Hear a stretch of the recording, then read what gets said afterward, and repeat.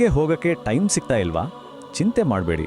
ಮನೇಲೇನೆ ಯಾವುದೇ ದುಬಾರಿ ಉಪಕರಣಗಳಿಲ್ಲದೆ ಫಿಟ್ ಆಗಲು ಒಂದು ಅದ್ಭುತವಾದ ದಾರಿ ಇದೆ. ಅದೇ ಯೋಗ. ಬನ್ನಿ, ಇವತ್ತು ನಾವು ಮನೇಲೇನೆ ಫಿಟ್ನೆಸ್ ಸಾಧಿಸಕ್ಕೆ ಸಹಾಯ ಮಾಡುವಂತಹ 12 ಸರಳ ಯೋಗ ರಹಸ್ಯಗಳ ಬಗ್ಗೆ ತಿಳ್ಕೊಳ್ಳೋಣ. ಈ ಬಿಡುವಿಲ್ಲದ ಜೀವನದಲ್ಲಿ ಆರೋಗ್ಯದ ಕಡೆ ಗಮನ ಕೊಡೋದು ಸ್ವಲ್ಪ ಕಷ್ಟನೇ ಅಲ್ವಾ?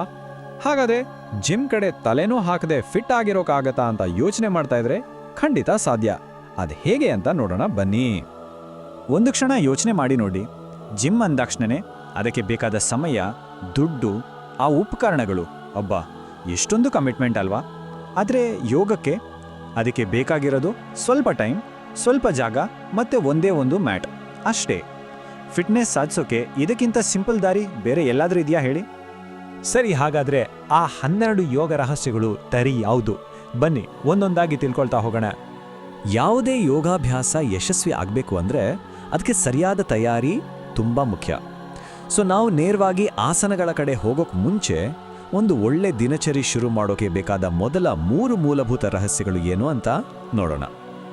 ಕೇಳಿದ್ರೆ ಆಶ್ಚರ್ಯ ಆಗ್ಬೋದು, ಆದರೆ ಮೊದಲನೇ ರಹಸ್ಯ ಇಷ್ಟೇ: ಕೇವಲ 10 ನಿಮಿಷ. ಹೌದು, ಗಂಟೆಗಟ್ಟಲೆ ವರ್ಕೌಟ್ ಮಾಡಬೇಕು ಅಂತೇನೂ ಇಲ್ಲ. ಪ್ರತಿದಿನ ಕೇವಲ 10 ನಿಮಿಷ ಯೋಗಕ್ಕೋಸ್ಕರ ಮೀಸಲಿಟ್ಟರೆ ಸಾಕು, ಆರೋಗ್ಯದಲ್ಲಿ ದೊಡ್ಡ ಬದಲಾವಣೆ ಕಾಣಬಹುದು. ನೋಡಿ, ಯೋಗದ ವಿಚಾರಕ್ಕೆ ಬಂದರೆ ಎಷ್ಟು ಹೊತ್ತು ಮಾಡಿದ್ವಿ ಅನ್ನೋದಕ್ಕಿಂತ ಪ್ರತಿದಿನ ಮಾಡ್ತೀವ ಅನ್ನೋದು ತುಂಬ ಮುಖ್ಯ. ವಾರಕ್ಕೆ ಒಂದ್ಸಲ 1 ಗಂಟೆ ಮಾಡೋ ಬದಲು ಪ್ರತಿದಿನ 10 ನಿಮಿಷ ಮಾಡಿದ್ರೆ ಅದರ ಪರಿಣಾಮ ಹೆಚ್ಚು. ಈ ಚಿಕ್ಕ ಚಿಕ್ಕ ಹೆಜ್ಜೆಗಳೇ ಅಲ್ವಾ ದೊಡ್ಡ ಯಶಸ್ಸಿಗೆ ದಾರಿ ಮಾಡಿಕೊಡೋದು. ಇನ್ನು 2ನೇ ರಹಸ್ಯ, ಮನೆಯಲ್ಲಿ ಯೋಗ ಮಾಡೋಕಂತಾನೆ ಒಂದು ಜಾಗ ಫಿಕ್ಸ್ ಮಾಡೋದು. ಇದಕ್ಕೇನು ದೊಡ್ಡ ಹಾಲ್ ಬೇಕಾಗಿಲ್ಲ. ಚೆನ್ನಾಗಿ ಗಾಳಿ ಬೆಳಕು ಬರೋ ಒಂದು ಸಣ್ಣ ಮೂಲೆ ಆದರೂ ಸಾಕು.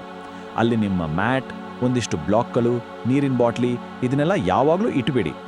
ಆಗ ಆ ಜಾಗ ನೋಡಿದ ತಕ್ಷಣನೇ ಓ ಯೋಗ ಮಾಡಬೇಕಲ್ಲ ಅಂತ ತಾನಾಗೇ ಪ್ರೇರಣೆ ಬರುತ್ತೆ. 3ನೇ ರಹಸ್ಯ, ಸಿಂಪ್ಲಿಸಿಟಿ, ಅಂದರೆ ಎಲ್ಲವನ್ನೂ ಸರಳವಾಗಿಟ್ಕೊಳ್ಳೋದು. ಶುರುವಲ್ಲೇ ಕಷ್ಟವಾದ ಆಸನಗಳನ್ನೆಲ್ಲ ಟ್ರೈ ಮಾಡಕ್ಕೆ ಹೋಗಬೇಡಿ. ಯಾವುದು ಆರಾಮ್ ಅನ್ಸುತ್ತೋ ಅಂತ ಕೆಲವು ಸರಳವಾದ ಭಂಗಿಗಳನ್ನಷ್ಟೇ ಆಯ್ಕೆ ಮಾಡ್ಕೊಳ್ಳಿ. ದಿನಚರ್ಯ ಎಷ್ಟು ಸರಳವಾಗಿರುತ್ತೋ ಅದನ್ನು ಪ್ರತಿದಿನ ಮುಂದುವರೆಸಲು ಅಷ್ಟೇ ಹುಮ್ಮಸ್ಸು ಬರುತ್ತೆ. ಸರಿ, ತಯಾರಿ ಎಲ್ಲ ಆಯ್ತು. ಈಗ ನಿಜವಾದ ಅಭ್ಯಾಸದ ಕಡೆಗೆ ಹೋಗೋಣ. ಇಲ್ಲಿ ನಮ್ಮ ದೇಹದ ಚಲನೆ ಮತ್ತೆ ಉಸಿರಾಟದ ನಡುವೆ ಇರಬೇಕಾದ ಹೊಂದಾಣಿಕೆಯ ರಹಸ್ಯಗಳು ಏನು ಅಂತ ತಿಳ್ಕೊಳ್ಳೋಣ. ಯಾವುದೇ ವ್ಯಾಯಾಮ ಶುರು ಮಾಡೋ ಮುಂಚೆ ವಾರ್ಮ್ ಅಪ್ ಅನ್ನೋದು ತುಂಬಾನೇ ಮುಖ್ಯ. ಇದಕ್ಕೆ ಜಾಸ್ತಿ ಟೈಮ್ ಬೇಕಾಗಿಲ್ಲ, ಒಂದು 5 ನಿಮಿಷ ಸಾಕು. ಸೌಮ್ಯವಾಗಿ ಕುತ್ತಿಗೆ ತಿರುಗಿಸೋದು, ಭುಜಗಳನ್ನು ನಿಧಾನವಾಗಿ ತಿರುಗೋದು, ಇಡೀ ದೇಹಕ್ಕೆ ಒಂದು ಸ್ಟ್ರೆಚ್ ಕೊಡೋದು. ಹೀಗೆ ಮಾಡಿದ್ರೆ ನಮ್ಮ ಸ್ನಾಯುಗಳು ಸಕ್ರಿಯವಾಗುತ್ತೆ, ಕೀಲುಗಳು ಸಡಿಲಗೊಳ್ಳುತ್ತವೆ.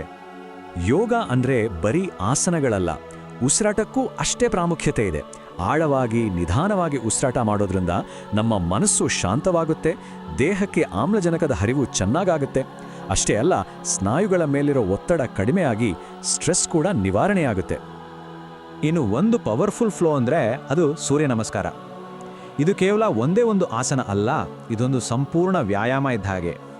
12 ಆಸನಗಳ ಒಂದು ಸರಣಿ ಇದು.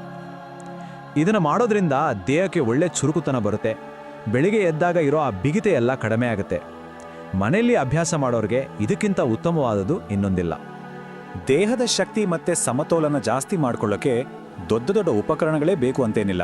ನೋಡಿ, plank pose, chair pose, tree pose, warrior 3 ಈ ಥರದ ಸರಳ ಭಂಗಿಗಳೇ ಸಾಕಾಗುತ್ತೆ. ಇವು ನಮ್ಮ ತೋಳು, ಕಾಲು ಮತ್ತೆ ಕೋರ್ ಸ್ನಾಯುಗಳನ್ನು ಬಲಪಡಿಸುತ್ತೆ, ಜೊತೆಗೆ ನಮ್ಮ ಗಮನ ಕೂಡ ಸುಧಾರಿಸುತ್ತೆ.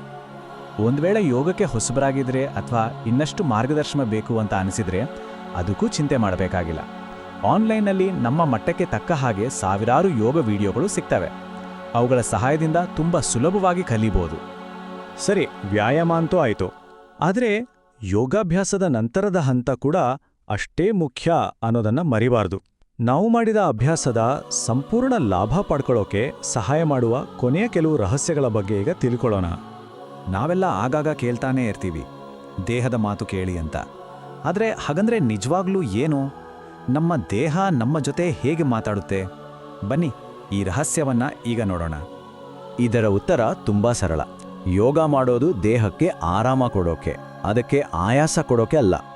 ಒಂದು ವೇಳೆ ಯಾವುದೋ ಒಂದು ದಿನ ತುಂಬ ಸುಸ್ತು ಅನ್ಸಿದ್ರೆ ಅಥವಾ ದೇಹಕ್ಕೆ ವಿಶ್ರಾಂತಿ ಬೇಕು ಅಂತ ಅನ್ಸಿದ್ರೆ ಆ ದಿನ ರಜೆ ತಗೊಳ್ಳೋದ್ರಲ್ಲಿ ತಪ್ಪೇನಿಲ್ಲ.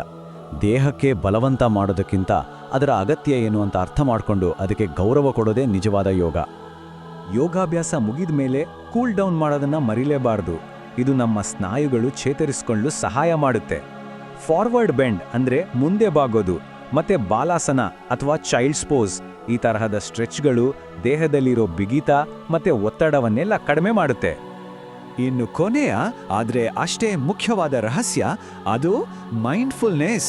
ನಮ್ಮ ಅಭ್ಯಾಸವನ್ನ ಯಾವಾಗಲೂ ಶವಾಸನ ಅಂದ್ರೆ ಶವದ ಭಂಗಿ ಅಥವಾ 1-2 ನಿಮಿಷಗಳ ಧ್ಯಾನದೊಂದಿಗೆ ಮುಗಿಸಬೇಕು.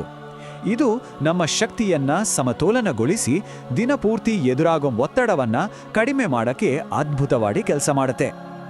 ಸೊ ಈಗ ಮನೆಯಲ್ಲೇ ಫಿಟ್ ಆಗೋಕ್ ಬೇಕಾದ ಎಲ್ಲ 12 ರಹಸ್ಯಗಳು ಗೊತ್ತಾಗಿದೆ. ಹಾಗಾದ್ರೆ ಯೋಗ ಮ್ಯಾಟ್ ಮೇಲೆ ಮೊದಲ ಹೆಜ್ಜೆ ಇಡೋಕೆ ಇನ್ನೇಕೆ ತಡ ಮಾಡಬೇಕು? ಆ ಯೋಗದ ಪಯಣ ಇವತ್ತಿಂದಲೇ ಶುರುವಾಗ್ಲಿ ಅಲ್ವಾ?